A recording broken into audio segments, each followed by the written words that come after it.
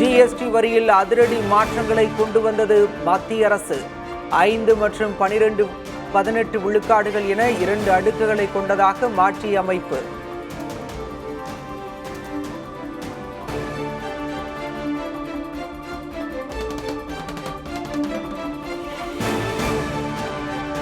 தனிநபர் மருத்துவ காப்பீட்டுக்கு இனி ஜிஎஸ்டி வரி கிடையாது. உயிர்காக்கும் மருந்துகளுக்கு ஜிஎஸ்டி இல்லை என மத்திய அமைச்சர் நிர்மலா சீதாராமன் அறிவிப்பு.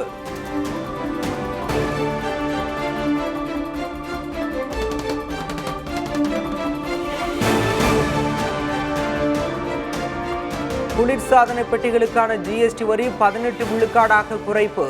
தொலைக்காட்சிகளுக்கான வரியும் குறைக்கப்படுவதாக அறிவிப்பு.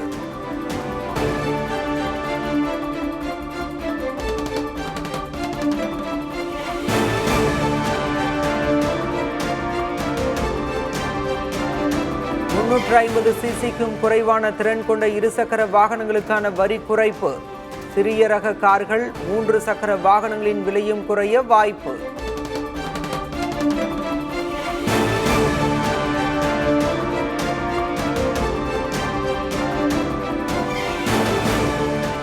வெண்ணெய், நெய், பால் பொருட்கள், குழந்தைகளுக்கான நாப்கின்களுக்கு இனி 5% ஜிஎஸ்டி மட்டுமே. பதப்படுத்தப்பட்ட பால், ரொட்டி, சப்பாத்தி போன்ற பொருட்களுக்கு வரி இல்லை என அறிவிப்பு.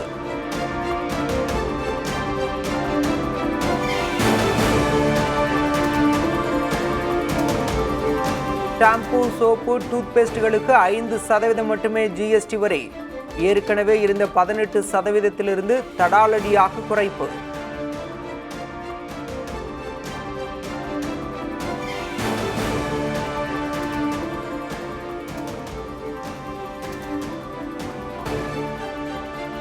விவசாய இடுபொருள்கள், கருவிகளுக்கான வரி 5% குறைப்பு.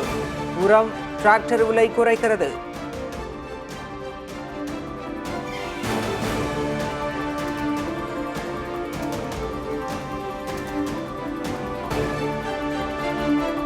சிகரெட், பான் மசாலா, குட்கா பொருட்களுக்கு 40% ஜிஎஸ்டி உயர்வு. கார்பனேற்ற குளிர்பானங்களுக்கு 40% வரி விதிப்பு.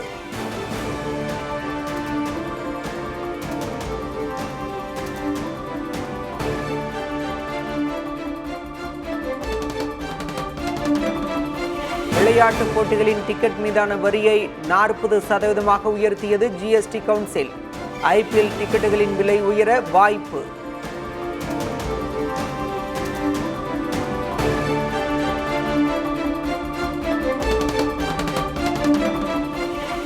ஜிஎஸ்டி சீர்திருத்தம் வரும் 22ஆம் தேதி முதல் அமல்.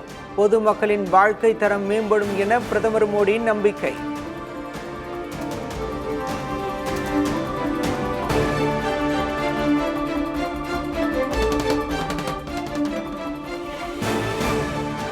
முதல்வரின் இங்கிலாந்து பயணத்தில் பல்வேறு துறைகள் தொடர்பான முக்கிய ஒப்பந்தங்கள் கையெழுத்து. பிரிட்டானிய ஆடை ஏற்றுமதி நிறுவனம் தமிழ்நாட்டில் 520 கோடி ரூபாயில் முதலீடு செய்ய புரிந்துணர்வு ஒப்பந்தம்.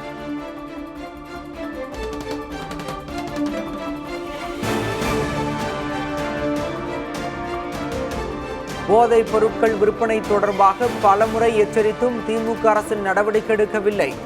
நகரம் முதல் கிராமம் வரை போதைப் பொருட்களால் இளைஞர்கள் சீரழிந்து வருவதாக எடப்பாடி பழனிசாமி குற்றச்சாட்டு.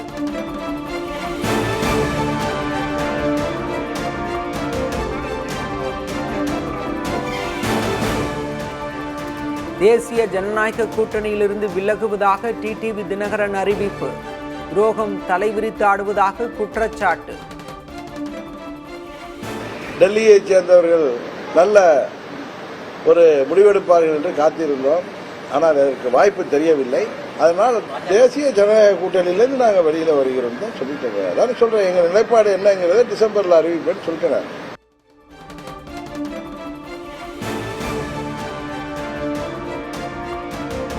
சட்டமன்ற தேர்தல் நெருங்கும் நிலையில் உட்கட்சி பூசல்களை களைய வேண்டும். தமிழக பாஜக தலைவர்களுக்கு மத்திய உள்துறை அமைச்சர் அமித்ஷா எச்சரிக்கை.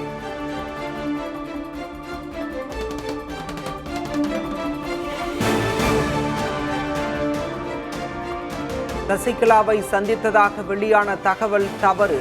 எல்லாவற்றுக்கும் நாளை பதில் கிடைக்கும் என செங்கோட்டையன் பேட்டி. நீங்க சசிகலா மேடம் பாத்தீங்கன்னு சொல்றாங்க. இல்ல அதெல்லாம் ஓபிஎஸ் சார் பாத்தீங்களா? நீங்க கட்சி மாறறதாவும் சொல்லிருக்காங்க. எல்லாம் 5ஆம் தேதி பேச சொல்லுவேன்.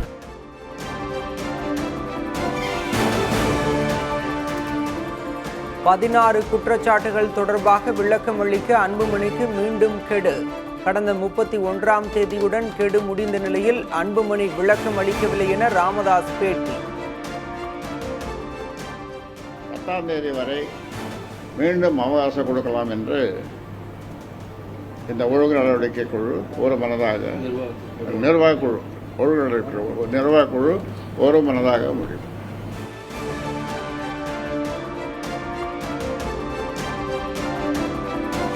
திண்டிவனம் நகராட்சி அலுவலகத்தில் பட்டியலினத்தைச் சேர்ந்த அரசு ஊழியரை காலில் விழ வைத்த விவகாரம். பெண் கவுன்சிலர் உட்பட 5 மீது வன்கொடுமை தடுப்புச் சட்டத்தின் கீழ் வழக்கு பதிவு.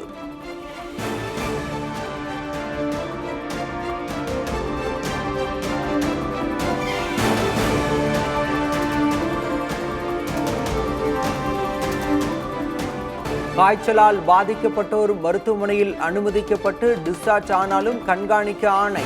வைரஸ் காய்ச்சல் பரவல் தொடர்பாக மாவட்ட அதிகாரிகளுக்கு தமிழக சுகாதாரத்துறை அறிவுறுத்தல்.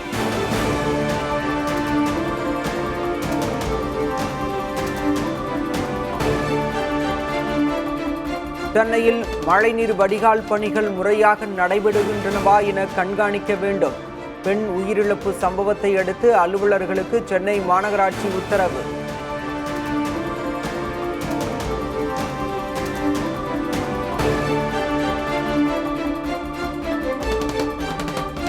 தமிழகம், புதுச்சேரி, காரைக்காலில் வரும் 9ஆம் தேதி வரை மழை பெய்யக்கூடும். சென்னையிலும் 2 நாட்களுக்கு மிதமான மழைக்கு வாய்ப்பு என வானிலை ஆய்வு மையம் கணிப்பு.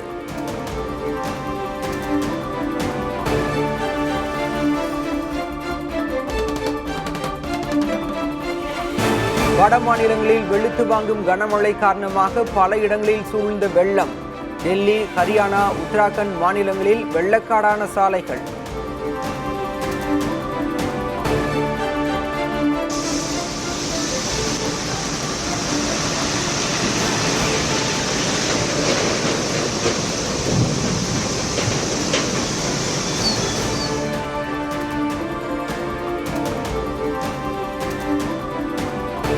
டெல்லியில் தொடர்ந்து உயர்ந்து வரும் யமுனை நதியின் நீர்மட்டம்.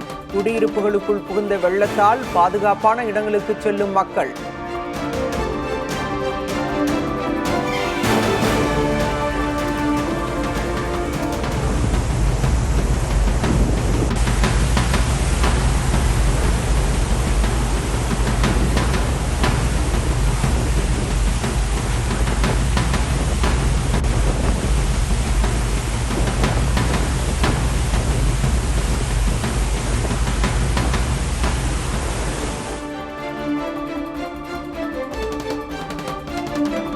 மழை காரணமாக டெல்லி விமான நிலையம் செல்லும் பாதையில் கடும் போக்குவரத்து நெரிசல். நீண்ட தூரத்திற்கு வாகனங்கள் ஊர்ந்து சென்றதால் வாகன ஓட்டிகள் அவதி.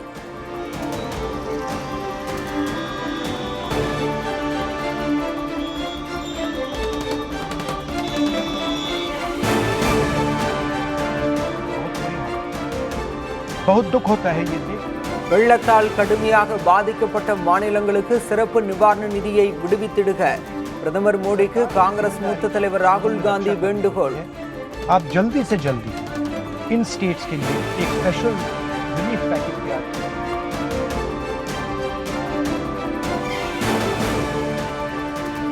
பிஆர்எஸ் கட்சியிலிருந்து விலகுவதாக கவிதா அறிவிப்பு. கட்சி விரோத செயல்களில் ஈடுபட்டதாக இடைநீக்கம் செய்யப்பட்ட நிலையில் முடிவு.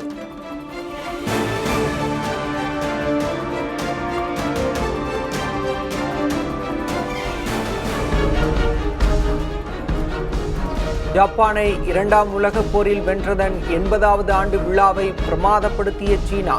கண்கவரும் அணிவகுப்புகள், ஆயுத பலத்தை உலகிற்கு காட்டும் நிகழ்வுகள்.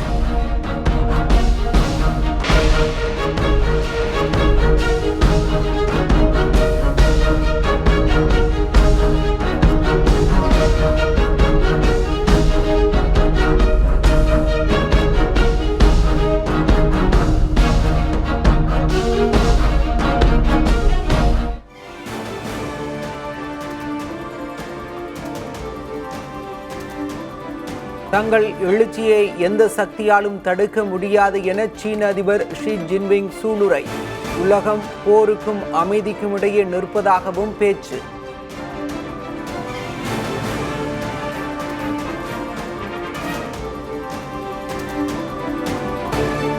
₹80,000 நெருங்கியது ஒரு சவரன் தங்கம். சென்னையில் சவரனுக்கு ₹640 அதிகரித்து ₹78,440 விற்பனை.